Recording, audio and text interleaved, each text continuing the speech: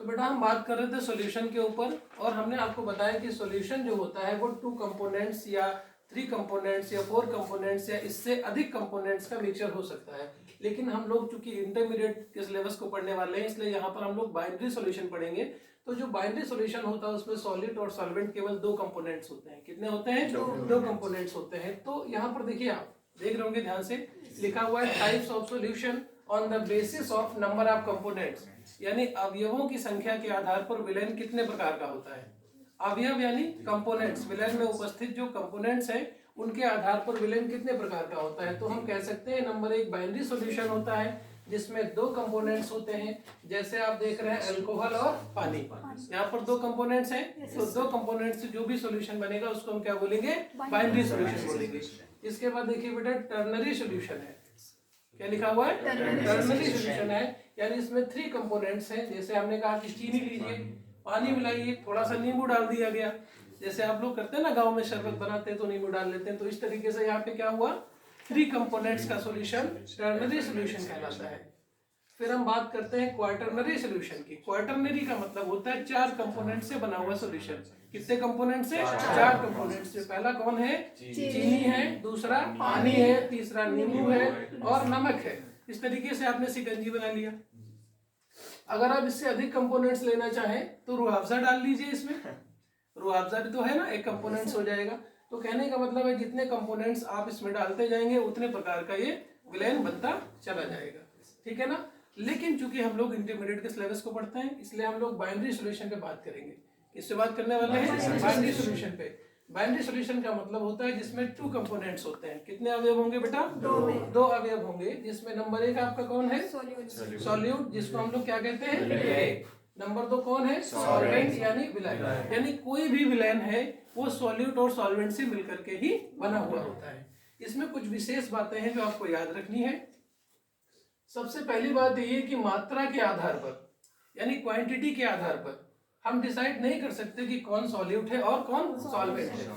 इसका मतलब यह है कि मात्रा के आधार पर यह डिसाइड नहीं होता है कि इसमें कौन सॉल्यूट है और कौन सॉल्वेंट है।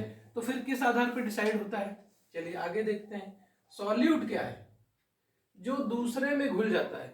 सॉल्यूट क्या है? जो दूसरे में घुल जाता है। जैसे चीनी पानी में घुल जाती है तो चीनी क्या रहेगी? सॉल्यूट रहेगी। तथा सॉल्वेंट जो दूसरे को अपने अंदर घोल लेता है। सॉल्वेंट क्या होता है? जो दूसरे को अपने अंदर घोल लेता है। जैसे पानी की ये क्वालिटी होती है कि वो दूसरों को अपने अंदर घोल लेता है, तो इस तरह से पानी क्या हो जाएगा? सॉल्वेंट। तो कहने का मतलब ये हो गया कि जो सॉल्यूट है वो हमेशा दूसरे में घुल जाएगा और जो सॉल्वेंट होता है वो दूसरे को अपने अंदर घोल लेता है। ये बात ओनली एक्सपेरिमेंटली ही जानी जा सकती है, यानी प्रयोगों के आधार पर इस बात को कहा जा रहा है। ठीक, 2 बातें हो गई। यानी मात्रा के आधार पर सॉलिड और सॉल्वेंट डिसाइड नहीं होता है कि जिसकी मात्रा अधिक है वो विलायक होगा, जिसकी कम होगा वो विलेय। ये बात बिल्कुल क्लियर नहीं होती। यहाँ से क्या क्लियर होता है कि जो घुल जाता है वो सॉल्यूट है और जिसमें घुल जाता है वो सॉल्वेंट। बात समझ में आ गई? फिर एक विशेष बात यह है कि जिस सब्सटेंस का डाई इलेक्ट्रिक कांस्टेंट सबसे ज्यादा होता है वह सॉल्वेंट के रूप में कार्य करता है, तथा जिसका डाई इलेक्ट्रिक कांस्टेंट कम होता है वो सॉल्यूट के रूप में कार्य करता है। यानी ये जो कंपोनेंट्स हैं इनका डाई इलेक्ट्रिक कांस्टेंट निकाला जाता है। फिजिक्स में आप डाई इलेक्ट्रिक कांस्टेंट को बहुत डिटेल में पढ़ेंगे। तो जिसका डाई इलेक्ट्रिक कांस्टेंट ज्यादा होगा वो हमेशा क्या होगा? सॉल्वेंट, और जिसका डाई इलेक्ट्रिक कांस्टेंट कम होगा वो हमेशा क्या होगा? सॉल्यूट के रूप में कार्य करेगा। और ये हम लोग फिजिक्स में जान पाएंगे। ठीक है, यहाँ पर मैं आपको बता देता हूँ कि दुनिया में सबसे ज्यादा जो डाई इलेक्ट्रिक कांस्टेंट है वो जल का होता है। किसका? जल का। दुनिया में सबसे ज्यादा डाई इलेक्ट्रिक कांस्टेंट कौन है? जल है, जिसकी वैल्यू कितनी बताई गई है? 80 बताई गई। यानी water is a universal solvent. Water is a universal solvent, यानी पानी में अगर कोई चीज घुली जा रही है तो पानी हमेशा सॉल्वेंट ही रहेगा। Water is a universal solvent कहने का मतलब है कि अगर हम पानी में किसी चीज को घोल रहे हैं तो पानी जो है वो हमेशा विलायक के रूप में यानी सॉल्वेंट के रूप में ही कार्य करेगा। तो प्यारे बच्चों, आई थिंक मेरी बात आपकी समझ में आ गई होगी।